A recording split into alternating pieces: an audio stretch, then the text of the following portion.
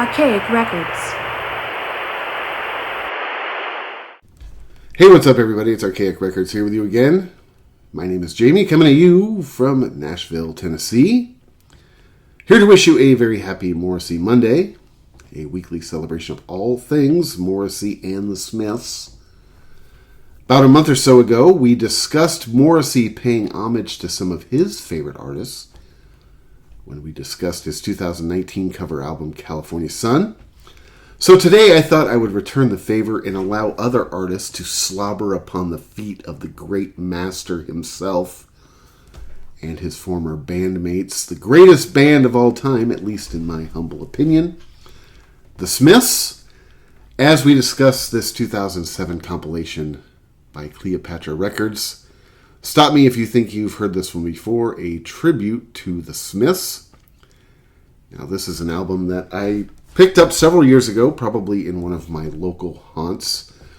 To be perfectly honest with you, these compilations like this, these sort of tribute compilations, aren't necessarily something that I make a conscious effort to seek out, but I'm always kind of excited when I find these CDs out in the wild. In fact, I believe I actually probably found this one in kind of a bargain bin, if I'm being perfectly honest with you. Anyway, like I said, this album came out in 2007. It was produced by Cleopatra Records.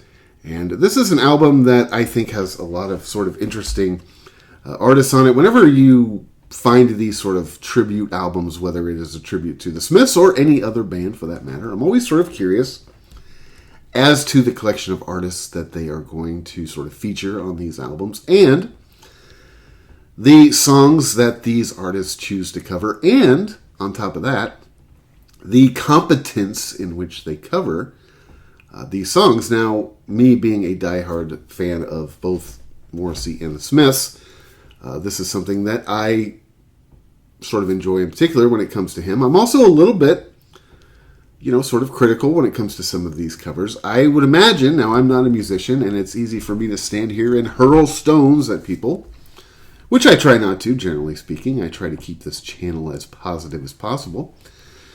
So it's, but as being a non-musician, it's very easy to sort of sit here and cast stones at people. But I would imagine, because this is the greatest band of all time, at least in my opinion, that, walking up to a Smiths song and just sort of covering it as any other artist can be something that can be very sort of intimidating. The Smiths had a very unique sound. They had a very unique vocalist. They had a very unique rhythm section. And, of course, they had one of the most unique features of the entire band, of course, was the guitar stylings of Johnny Marr. And I've gone and I've seen a few, sort of Smiths tribute bands over the years. And generally speaking, I think sometimes when you see people or you see bands that are sort of Smiths and Morrissey cover bands, generally speaking, people are sometimes capable of sort of within, reason, sort of mastering Morrissey's voice. It's sort of like going to see an Elvis impersonator. Now, most times you go see an Elvis impersonator, and I'm a huge Elvis fan, so I love going to see Elvis shows. Whenever you go see an Elvis impersonator, I think to myself, first thing I judge, of course, is just the quality of the voice, and I think, oh, that was pretty good, or, that wasn't as great. But even the best, Elvis impersonators, it's not really Elvis. Of course, there was a very famous recording artist back in the late 70s and early 80s by the name of Orion, who was basically as spot on an Elvis sort of impersonator as you could ever imagine. Not that he was an Elvis impersonator. Actually, I have an episode coming down the pipe all about Orion, because although I'm not necessarily the hugest Orion fan in the world, I find his story to be incredibly interesting, and I have all of his records on vinyl. You go to any record store in Nashville, and you can just find all of Orion's records for, literally like $1, especially down here in Nashville. Anyway, I'm way off topic. My point being that when you go see somebody do a Morrissey or Smith show, generally speaking, they can get Morrissey's voice down to something that is at least a, reasonable within a reasonable sort of range of Morrissey's voice. But the hardest part has always been, at least for me, is mastering the guitar sound of Johnny Marr. Because to me, Johnny Marr is not only the greatest guitar player of all time, but he is definitely the most unique. Anyway, I have a few of these sort of compilation albums, and I decided to start with this one. We might go back and do some other ones at a future date. But to me, of the ones I have, this one I think is the best. I just said this record was released in 2007 on Cleopatra Records. I've had this CD for several years. Like I said, I think I found this in a local CD store many years ago. Anyway, the first song on this record is by an artist named Tattoo, or Tatu, however they pronounce it. Now, it's spelled T.A.T.U. This is a Russian techno-pop two-piece band, and their contribution to this album is How Soon Is Now. Sort of an appropriate start to a Smiths tribute album, as I've talked about on this channel in the past. When I first joined the cult of Morrissey in 1994, I pretty much went out and I bought all of Morrissey's solo material that was at least available at the time. But at the time, I'd sort of made this silly sort of conscious decision that I was going to kind of cut my collecting off at the Morrissey solo catalog. I thought, well, the Smiths couldn't be that much better anyway, and of course I was wrong. And when I finally made the plunge to buy my first Smiths album, it was Half Full of Hollow, because I wanted the song How Soon Is Now. This is an interesting version of it. It's kind of a cross between Roxette and Aqua. Now, apart from this song, I don't know a lot about the artist Tattoo. I did sort of look them up as I was writing some notes for this episode. And most of their songs are sort of bouncy, cheerleadery, sort of saccharine techno pop. It's not the worst thing I've ever heard. I'm not really a big club music fan myself. But their version of How Soon Is Now at least is interesting. I think they do sort of put their own kind of spin on it. It's not as bad as you might imagine. I think as far as the tracks on this particular album go, it's kind of a middle of the packer. It's definitely not one of the weakest. And I would make the argument that it isn't necessarily one of the best. But the first track is How Soon Is Now by, it's either Tattoo or Tatu, a Russian techno-pop two-piece.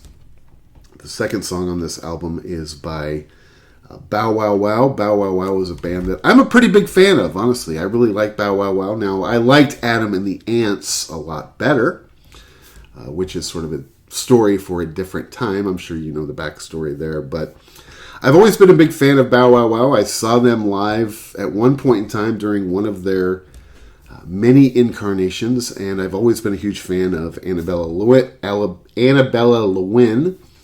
I love her voice, and back in the 1980s, she wasn't too difficult to peer at either. Their contribution to this album is I Started Something I Couldn't Finish. I like this version of it. They sort of do their own kind of take on it. Actually, the beginning of this song, it really kind of sounds almost like Primus. It's got like a real heavy, deep, sort of unique, bass sound on it. I love her vocals. I've always been a huge fan of her voice. I think this is actually one of the better covers on this album, which is I Started Something I Can't Finish. And honestly, who's not a big fan of Bow Wow Wow? If you're not a fan of Bow Wow Wow, I don't even know what we're talking about here, sad. Anyway, the third song on this compilation is provided to us by a band called Gene Loves Jezebel. Now, Gene Loves Jezebel is a band that I just have never understood. I am not a fan of this band at all. Now, I'm not going to go all Rodney Anonymous here for you and just, berate this band or rake them over the coals. It's just a band that personally I've never understood. And there was a point in time in my life when I kind of tried to get into Gene Loves Jezebel. There are bands in my life where I've made a conscious decision, like I should try to like this band for some reason. And Gene Loves Jezebel is one of those bands that I made a conscious decision that I was going to try to get into. I remember buying a couple of their CDs, and I just don't see what a lot of other people see in this band. And I understand that this is a band that has a pretty, devout cult following. I just really don't get it. I mean, to me, this band should be called Gene Loves Wisconsin, because they heap on mounds of unnecessary cheese to everything that they do. And I've always sort of felt, and this is going to sound, maybe this is a little too judgy, but I've always felt that Gene Loves Jezebel are guys who sort of play the characters of these like dark, brooding figures just so they can go out and gather pelt. I've always found what they do to be kind of ingenuine. I don't know what it is. There's just something about this band that is always sat wrong with me. So I'm prejudicial going into their version of the song Ask, which, as I would sort of expect, and if you see this band the way I do, you would probably expect, it is just syrupy, cheesy, way over the top, way too much melodrama. This version of this song I could totally do without. Like I said, I'm not really a big Gene Loves Jezebel fan. I'm not going to get all negative on this channel for the most part, but this is a band I tried to like. I don't get it, honestly. I really don't get it. I think these guys are basically out to just get girls, and they play these characters in order to get girls. That's what I think. The next song after that is provided to us by American 80s MTV pop icon Tiffany, and her contribution to this album is the song Panic. Now, full disclosure time, this channel is based in the spirit of full transparency and full honesty. I am a huge Tiffany fan. Now, Tiffany might be one of my biggest, musical guilty pleasures. I'm not going to lie to you. Within reason. I like Tiffany within reason. I love her first two albums from the 1980s. I own them on vinyl. I will actually probably do a video on those first two Tiffany records at some point in time, and my wife just thinks it is as funny as can be that I am a Tiffany fan, and I am, genuinely. It is not meant to be ironic. I'm not trying to be funny here. Tiffany is somebody that, of course, was a huge thing when I was a kid in the 1980s. But the way I really sort of discovered Tiffany for myself was probably around the beginning of middle school, probably as I was heading out of the summer, heading into 7th grade. I really sort of kind of started discovering girls as my body was changing, and I was sort of going through, all of these, weird hormonal feelings. And I remember, for me, like, my interest in girls happened basically overnight. I went from having zero interest in girls, they were basically of no use to me, to pretty much the next day being almost like obsessed. You notice them. And it was over that summer between 6th and 7th grade when girls started to develop. You come back to school in 7th grade and suddenly girls are beginning to develop curves in areas that young, hormonally driven heterosexual males appreciate. And it was right around this time. Now, of course, I knew who Tiffany was. I had a cousin who was a little bit older than me, and I remember that she was a fan of Tiffany. But I remember seeing the video for I Think We're Alone Now by Tiffany on MTV right around the same time, and suddenly it hit me in a whole different sort of manner. I remember thinking to myself, man, has she always looked this good? So in a way, Tiffany was sort of my first celebrity crush. Now, I'm not trying to sit here and reduce Tiffany to just being a hot piece of meat, because I actually am a genuine fan of her first two records. I really love her voice. I think that she's somebody that, it's cheesy. It's really kind of embarrassing to admit, but it is my biggest probably musical guilty pleasure, and I love her version of the song Panic. I've always loved this version of it. It starts off a little bit wonky. It starts off with some real sort of cheese 80s synthesizer, something you might expect from Tiffany. But as the song goes in, as the song sort of, builds, her vocal performance on this song is great. She makes it a unique song for her. She doesn't just try to go out there and sort of pantomime what the Smiths have done. And actually, I'll say that about every song on this record so far. even the Gene Loves Jezebel song, which I don't particularly like. All of these artists so far have taken these songs and they've kind of made them their own, which is something I appreciate when it comes to doing a cover version. You can, it's cool. I think it's more interesting when an artist kind of makes a song their own. You can just kind of go through and easily, just repeat what the original artist did. I mean, to me, some of my favorite cover songs of all time, my favorite cover song of all time is probably Joe Strummer's version of Redemption Song, which is just a tearjerker to me every time. But he makes it his own. Of course, everybody would point out Johnny Cash's version of Hurt, which is one of the most iconic cover songs of all time. A song that basically he, reinvented, made his own. And even Trent Reznor, who I don't have a lot of love for, even Trent Reznor acknowledges that, man, that's now a Johnny Cash song. It's not even my song anymore because Johnny Cash did that song better than I did. I would argue that Tiffany did a great job on this song. Even as a younger kid, actually, Tiffany now lives here in Nashville as well. I mentioned on my last video that all of these old musicians, and I'm not saying old as if she's old, but I'm saying all of these older, legacy musicians are all now moving to Nashville. But Tiffany actually lives in Nashville. I like this version of it. Stay tuned in the future for possibly a Tiffany episode of Archaic Records. Just the first two albums, though. Just the first two albums. After that, it gets a little spotty. Although, she did several years ago, she did re-release a version of I Think We're Alone Now, which I thought was really awesome. If you want to see something that's sort of a little bit disconcerting, there's a documentary about Tiffany. Well, it's not really so much about Tiffany, although she is the main figure in it, but there's a documentary out there called I Think We're Alone Now. It must be sort of weird being Tiffany, being only known for, one thing, which isn't even her song, actually. Of course, everybody knows that, but there's a documentary called I Think We're Alone Now about two very obsessive Tiffany fans, both of which honestly sort of make your skin crawl. One guy in particular is just... he gives off these kind of mass shooter vibes. And Tiffany is in the documentary a couple times, and I got to say, in her defense, and I defend Tiffany all the time because I am a huge fan of her first two records, that she actually handles these two fans pretty well. I mean, I don't know what it would be like to have fans that are scary kind of on that level, especially this one guy. Actually, I think I read, and maybe I shouldn't even say this if I don't know it's true, but I at least think I read that at one point in time, she actually had to file an order of protection against one of the guys in this video. But anyway, I really like the version of Ask by Tiffany.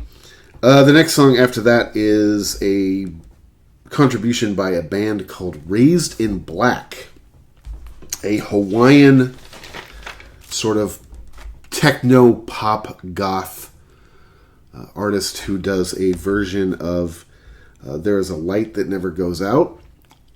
When I think of Hawaii, now I've never been to Hawaii, personally. One of my best friends lives in Hawaii, but I've still never been there.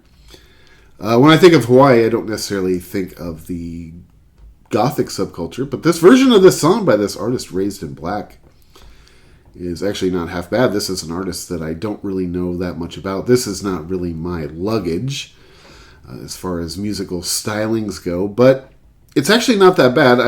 When I first bought this CD and I listened to this track, I went back on Spotify and I kind of listened to a few of the other artists by Razed in Black, and it wasn't necessarily my thing, but I think that their version of There's a Light That Never Goes Out is pretty respectable. As I mentioned before with the other artists on this album so far, I mean, they make the song their own. It isn't necessarily the greatest thing I've ever heard, but it's actually not that bad. I think it's actually one of the more decent versions on this album. So if you are a fan of sort of techno goth pop, check out a band from Hawaii called Razed in Black. If you like that kind of music, you might think they're pretty snug. Anyway, the next song after that is by an artist named G.W. Childs. This is an artist that apart from this song, I still don't know anything about. He does a version of the Boy with the Thorn in His Side.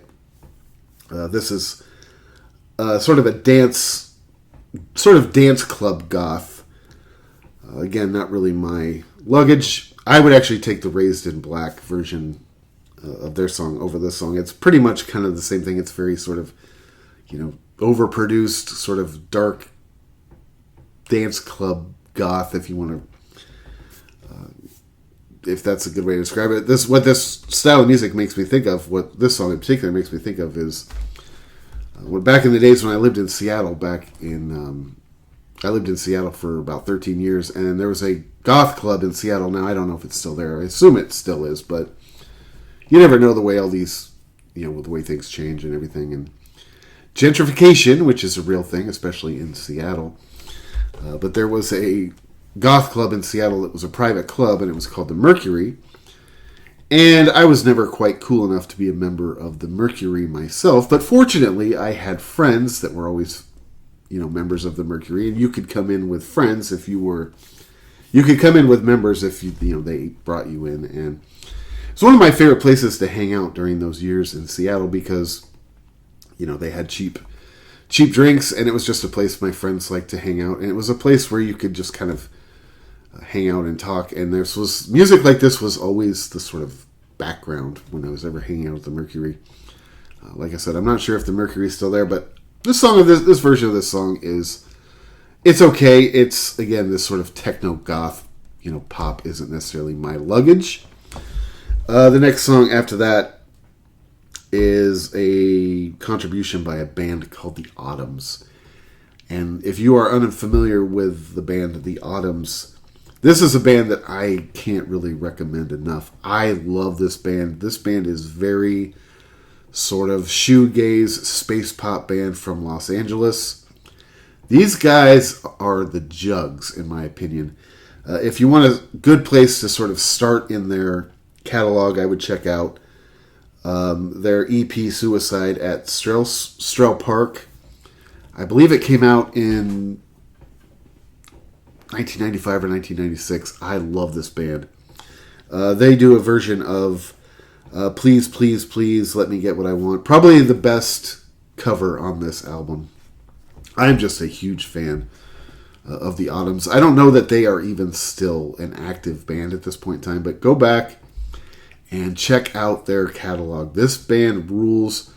Their EP, Suicide at Strel Park, is just a masterpiece. That would be a good jump-in point, but check out the Autumns. That band is the Jugs' son. Their version of Please Let Me Get What I Want is awesome. It's very dark. It's very depressive. Again, they sort of make it their own, like a lot of the artists on this record, but this is the best cover to me on this album is the song by the Autumns. Check out the Autumns. I can't say that enough. I think you'll thank me if you go check out the Autumns.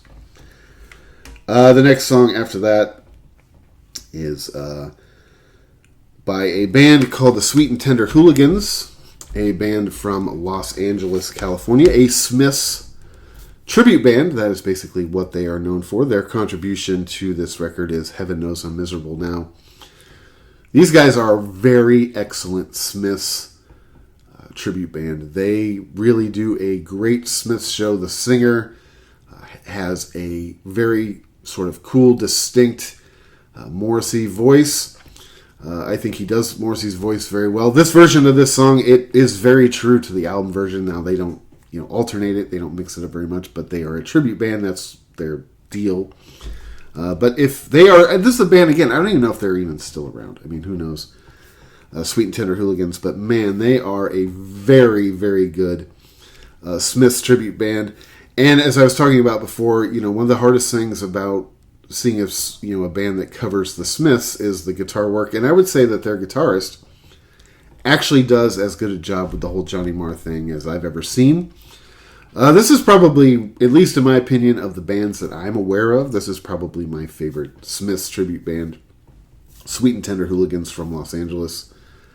If they're still current, I'm not even sure if they still are. Go out and check them out, or at least this album is at least on Spotify, so you can at least hear what they sound like covering Heaven Knows I'm Miserable Now.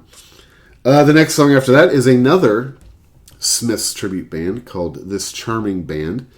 Now, my wife and I were actually talking about these guys the other day. They came up in conversation. I happen to think that they are from Santa Cruz, and my wife thinks that they are from San Jose.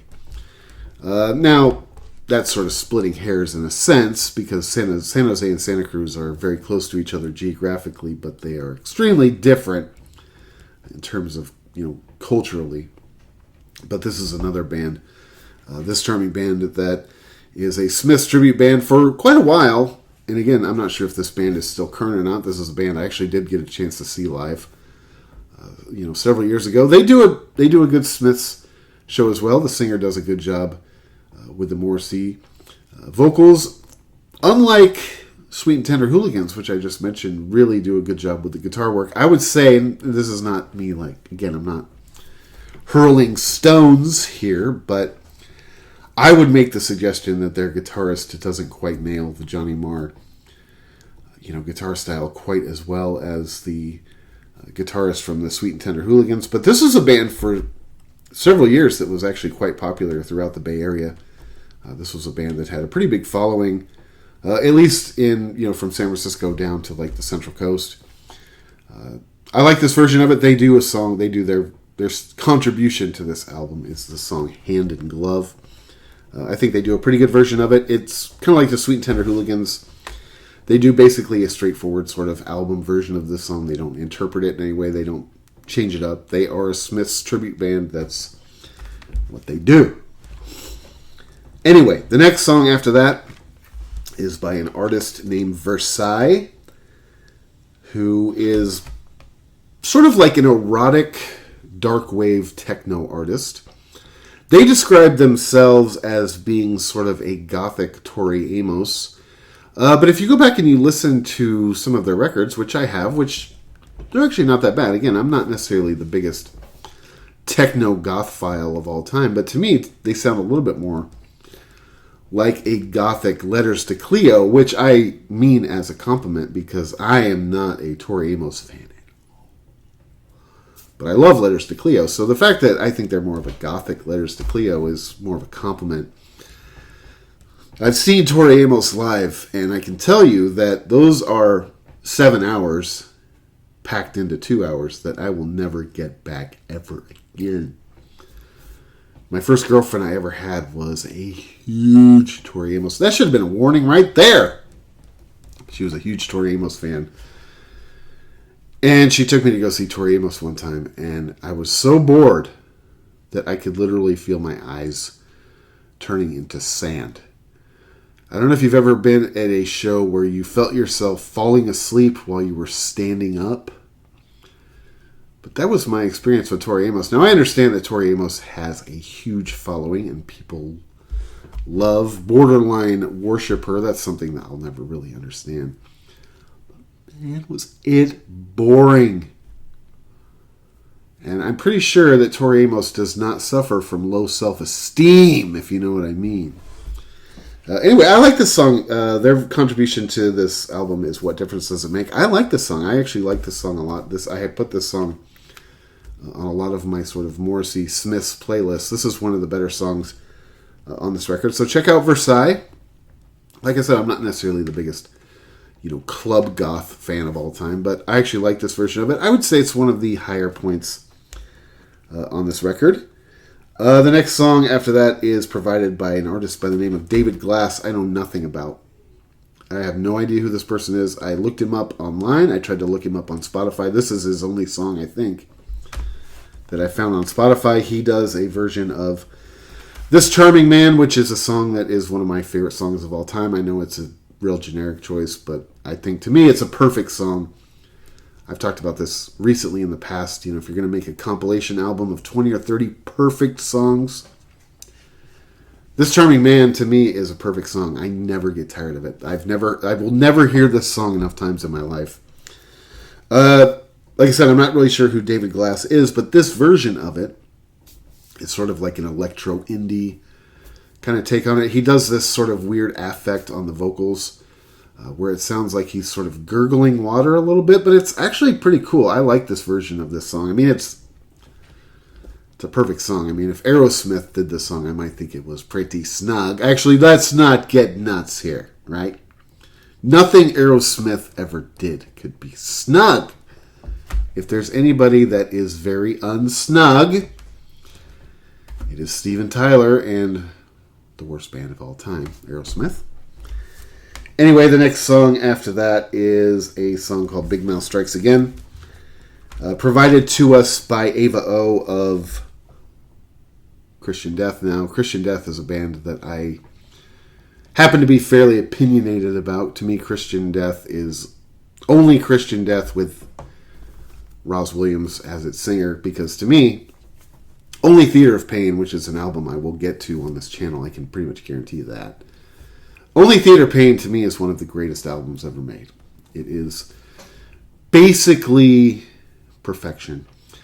And unfortunately, ever since Roz Williams passed away, Christian Death sort of keeps trying to pass themselves off in different sort of incarnations. They had a singer for a long time named Basil. I think he might actually be in the band now. Basil is terrible.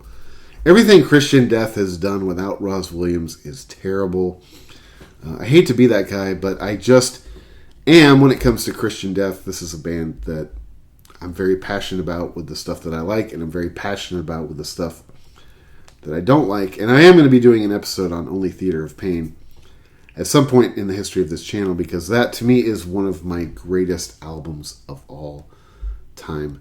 That is a record that has literally gotten me through some pretty hard times in my life. And this version of Big Mouth Strikes Again is okay. I'm not really a big fan of Ava O's vocals. To me, it sounds like she's trying to be Concrete Blonde-ish. But really, she just comes across kind of sounding like a chain-smoking vice principal. Kind of reminds me of the scene in Uncle Buck where he, yells at the vice principal who has the big mole on her face. I imagine it's her voice if she were to suddenly, burst into song. I don't really like this version of it. Like I said, I get pretty, snippety when it comes to Christian Death, or what tries to pass themselves off as Christian Death without Roz Williams. I kind of have this relationship where I don't like the other members of the band. It's just a thing. And it's something that I have to come to terms with. Perhaps I will reach out to some sort of a therapist in the future. Anyway, the last song on this record is by an artist by the name of Orlandocy and Unwoman.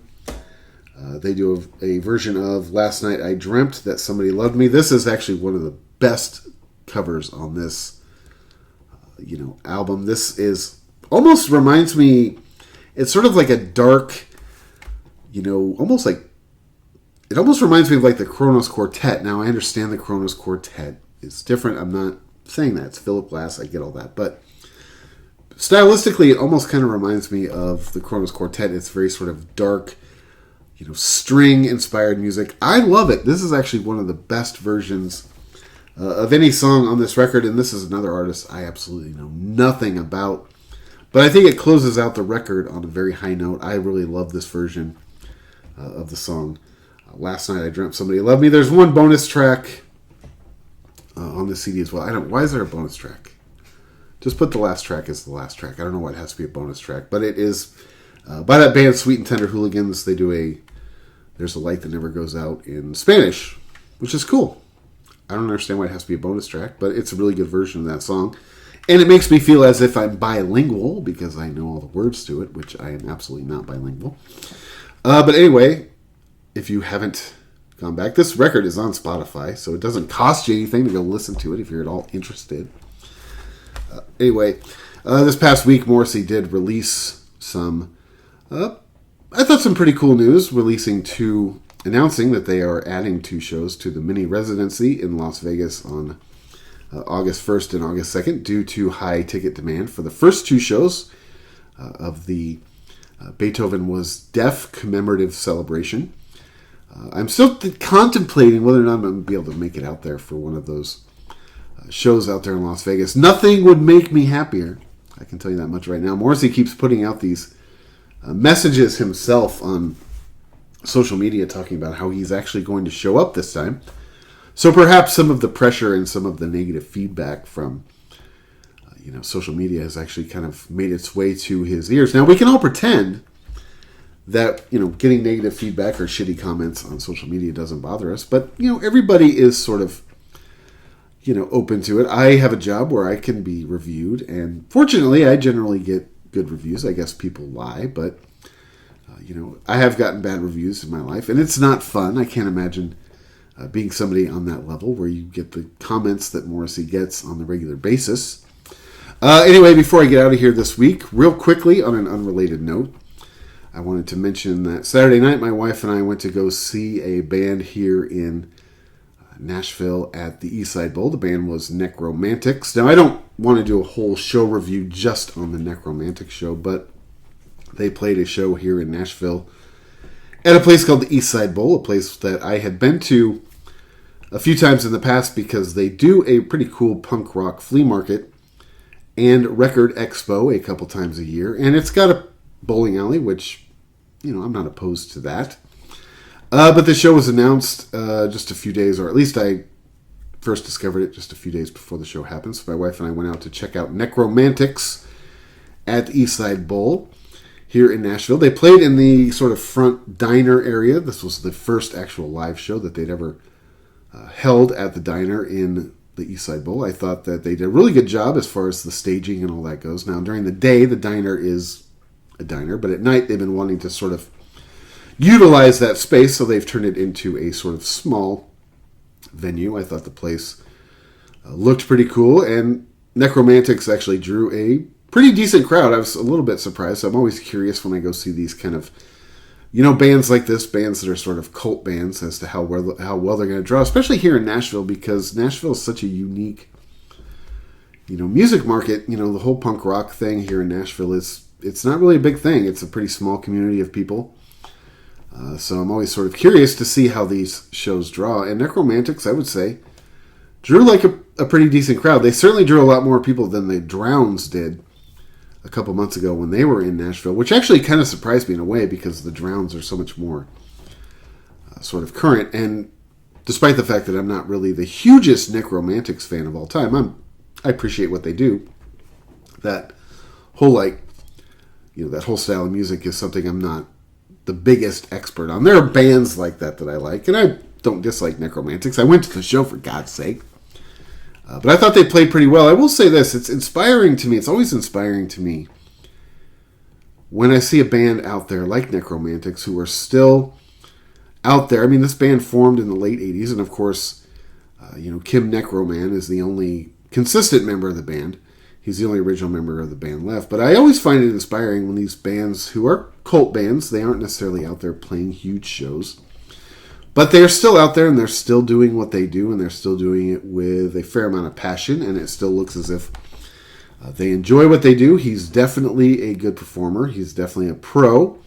He seemed to be having a good time. The crowd was interacting, I thought, very well with the band. They didn't have an opener.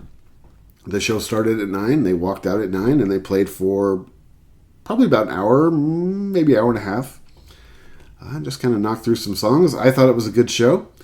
But like I said, it's inspiring to see a band like that that's still doing it despite the fact that, they're just sort of a cult band playing in front of their audience. It makes me feel, like that's kind of the whole purpose of what the whole punk rock thing is. I was telling my wife this yesterday, though. The show was on Saturday night. And my wife and I don't normally go out on Saturday night because we both work on Sunday. And I've gotten to that age where I don't like to go out on nights before I work. I don't feel as energized and as good as I normally do after, going out. And we didn't even tie one on or anything, but it's just, But I saw my wife this yesterday. It's like after you go see a show like that, you go out and you're around your sort of community of people, which is limited here in Nashville. Nashville can be a little bit sterile as far as culturally speaking. And the punk rock community here, I would say, is, it's a relatively small group of people. But after you go and you see a band like this, which I found to be sort of oddly inspiring because they're still up there, just putting their all into what they do, despite the fact that they aren't playing huge shows and they are a cult band. And then the next morning, I have to go up on, I have to wake up on Sunday morning, and Sunday is just my worst day at work. I hate my job on Sundays. I don't hate my job every other day of the week so much, but I hate my job on Sundays. And you have to go and you have to deal with these people that I deal with who are just very boring, bland, uninspiring, not very pleasant, borderline abusive. It's just such a letdown after going out and having a fun show, or going out and seeing a fun show, the night before. I did take a few pictures. Maybe I will sort of, tack them on at the end of this video. I will say this, though, and this is just probably a symptom of my age. But man, that show was loud. My wife and I were talking about this driving home from the show. It's like, if the show's too loud that you're too old. But all day at work yesterday, I was like, what? I don't know how Willie Mays is doing this year. I haven't really been paying attention. It's just like one of those things. It's like, man, it's loud. I don't know what to tell you. Anyway, the band didn't really have as much merch as I was hoping they would. Most of their shirts were sold out. I'd like to go and support these shows, or support these artists when I can, so I ended up basically bought this snot rag, which I don't know what I'm going to end up even doing with it. But I like to support these bands as much as possible, because, I know that, it does help, and the show was sort of thrown together at the last minute. They had a show that they were supposed to play in Nashville. They got canceled. So the show at the East Side Bowl was just sort of thrown together at the last second. But I thought that the venue did a good job with it. The band was great, and they actually drew a pretty decent crowd. It was announced yesterday, right after the show here in Nashville, that Necromantics had one of the members of the band suffered an emergency. And the band was forced to cancel the rest of its tour. So hopefully everything within the Necromantics camp is copacetic. Anyway, I enjoyed the show. Like I said, I don't want to do a whole show review on the Necromantic show because I don't know enough about them to really do a whole episode, but I thought it was a good show. And I thought the East Side Bowl did a cool job with it. So, if Necromantics come to your area and you are even remotely a fan, this was actually my third time seeing the Necromantics. I hadn't seen them. The last time I saw them was probably like 13 years ago in Santa Cruz. They still sound good. They're still great. And the cool thing about Necromantics, the interesting thing about Necromantics, is the most famous member of their band is an instrument. Because, of course, everybody knows Kim Necromans, which I don't think that's his real name, by the way. Kim Necromans Coffin double bass. To be honest with you, every time I've seen Necromantics live, you see the bass in person, you're a little starstruck by it. I'm not going to lie. I remember staring at that bass. Now, I'm sure he's got a bunch of them. I was also thinking about this last night. It's like, I wonder what it's like when he has to take his basses in to like be serviced. If he feels it all sort of, cheesy bringing in his coffin bass. But I'm assuming that people know who he is, right? I don't know. Anyway, man, thank you so much for checking out this video. This is Archaic Records. My name is Jamie, coming at you from Nashville, Tennessee. Be sure to go out and support your local record store. My wife and I were just down in Huntsville, Alabama this week, just to kind of take a day out of Nashville, explore our geographic region. And we found a pretty cool record store down in Huntsville called the Black Rose. So I'd like to throw them a little bit of love. That place was really awesome. I picked up an album by a British punk band called The Crack. And if you are not a fan of them, then you can lick my crack. Anyway, check back every week for Morrissey Monday, a weekly celebration of all things Morrissey and the Smiths, as well as other record content and album reviews throughout the week. And until next time, my friends, talk to you then.